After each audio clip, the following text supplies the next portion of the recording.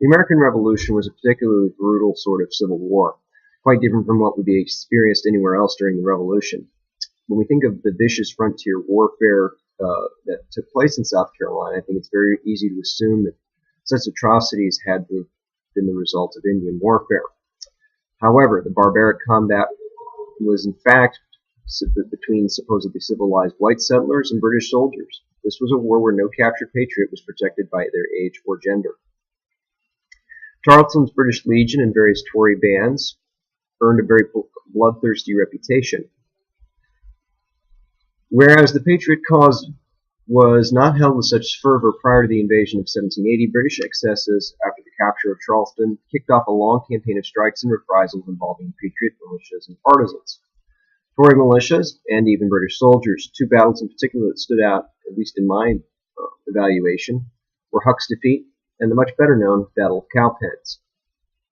Both were Patriot victories involving America's militias that resulted from British overconfidence and their utter disregard for their American opponents.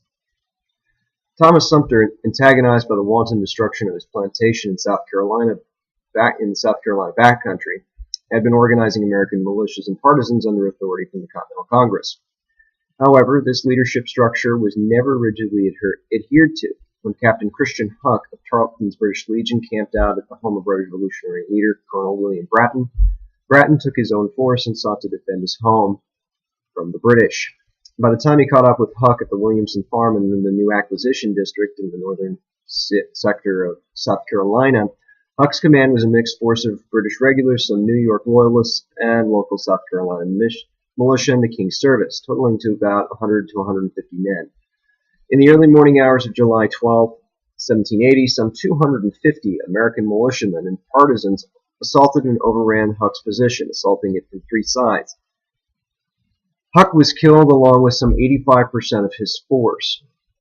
The Patriots suffered practically no losses, with one wounded and one killed. This defeat caught the British completely by surprise and set the backcountry aflame.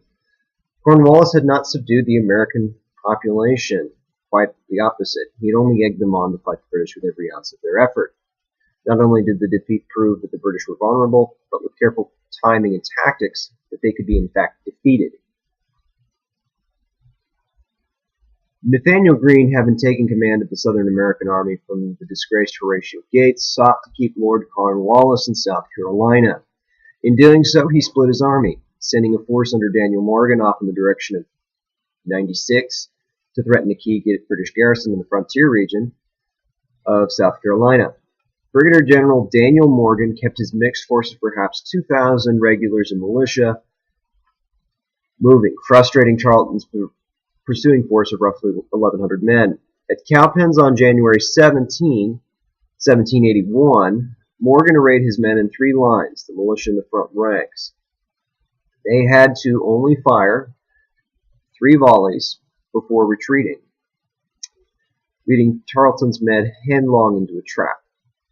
Tarleton's regulars and dragoons, seeing the rebels flee, both broke ranks and surged forward, straight into Morgan's more disciplined Continental regulars, who shot Tarleton's men to pieces.